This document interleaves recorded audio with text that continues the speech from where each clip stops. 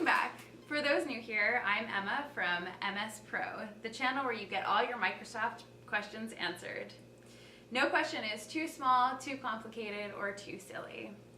Lately we've been getting a lot of questions about MS Project for all of you up-and-coming project managers. So today will be all about MS Project. All right. For those who don't know, Microsoft Project is an application used to schedule and manage large projects, such as implementing a new IT initiative, building a new house, or planning a fundraising event. If Microsoft Project doesn't get you excited, feel free to check out last week's video where we discussed the difference between Comic Sans and Arial. For those of you with burning questions about Microsoft Project, let's get started. And don't forget, if you like the answers we give you today, feel free to subscribe for more videos just like this, and make sure to click the bell notification to hear about when we have new videos. Hi MS Pro, I'm learning MS Project in class right now, and I keep getting stuck on creating dependencies. They never seem to work out the way the teacher describes. Can you help? What a great question. Of course I can help. Let's get started. In order to show you how to create dependencies, let's take a look into a project I'm currently working on. The objective of this particular project is, as you can guess, to build a shed. There are quite a few different ways to create dependencies, such as linking tasks and dragging and dropping.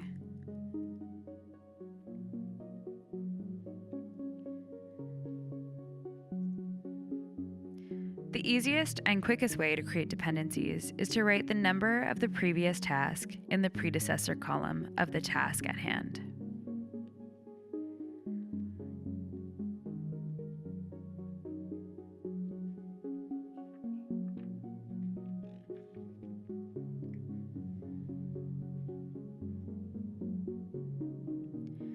As you can see, as you add the numbers in the predecessor column, arrows linking the tasks appear.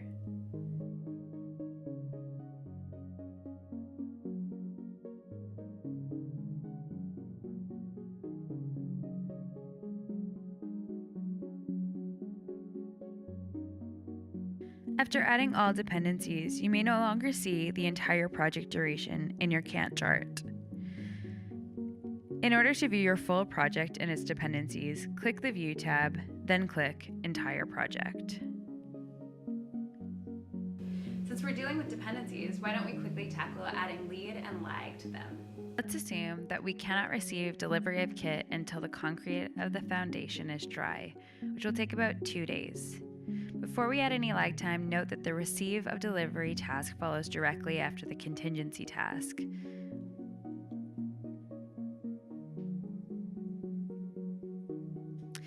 In order to add lag time, double-click on the task needed to be delayed. Make sure that you've clicked the predecessor tab. You will see all the predecessor tasks listed here. On the contingency task, I'm going to go ahead and change the lag time to 2 days. Then I'm going to click OK. And now see that there is now a long arrow connecting the tasks to account for the lag time added. Don't forget that you can view the project as a network diagram. Simply select the View tab. As you can see, we are currently in the Gantt chart view. To view as a network diagram, click Network Diagram. That was fun. What's next? Please help. I have resources I need to add to my project, but I can't seem to figure out where to do that. Help! Oh boy, that's a really important one. Let's get to it. First, make sure you have selected the View tab, then select Resource Sheet. Add a resource by writing its name in the Resource Name column. Here I'll be adding Andy Handy as one of our resources.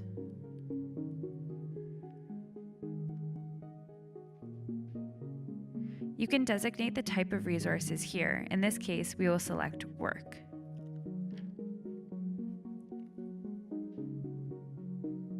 We'll indicate that Andy's rate is $25 an hour. Next, we'll add a material to our resource list, concrete.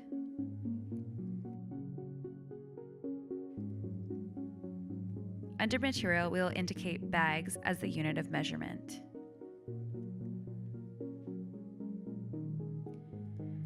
We'll indicate $50 is the rate per bag. So now that you have added all your resources, why don't we go ahead and assign these resources to tasks? Let's start by switching back to the Gantt chart view.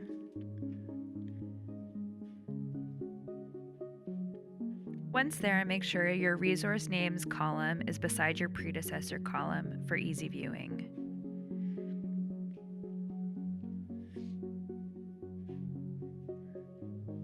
Next, click on a cell in your resource names column. You will see an arrow appear. When you click that arrow, you'll see a list of your resources. Feel free to check whichever resource you'd like to assign to a task. You're welcome to check as many resources as you would like. As you can see, as you check the resources, you're able to see the names assigned in the Gantt chart view.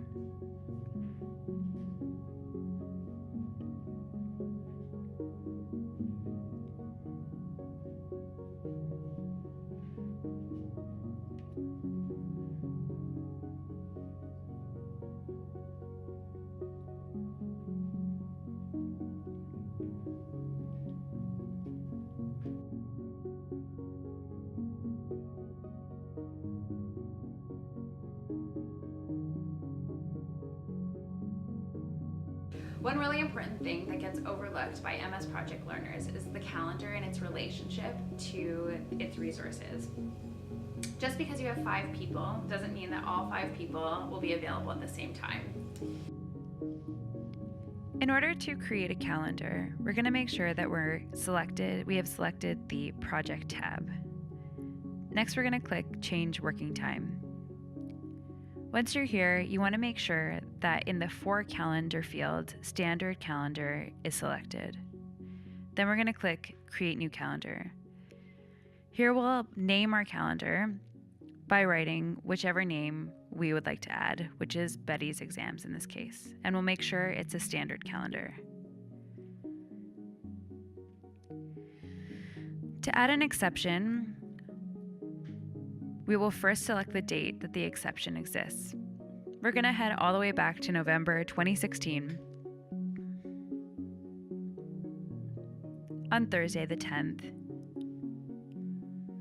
Here in the exceptions names, we're going to add Betty's math exam.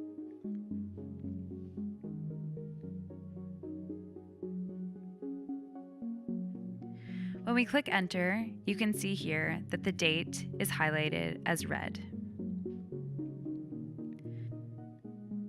And then click OK to save your changes. We'll create another calendar, but this time we'll create it based on Frank Doe's calendar. We'll want to make sure that the base calendar is standard. Now we're going to head all the way back to November 2016 again to Friday the 18th.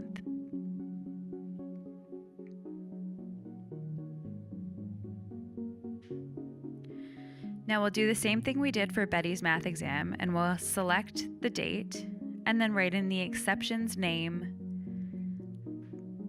the exception that exists on that day.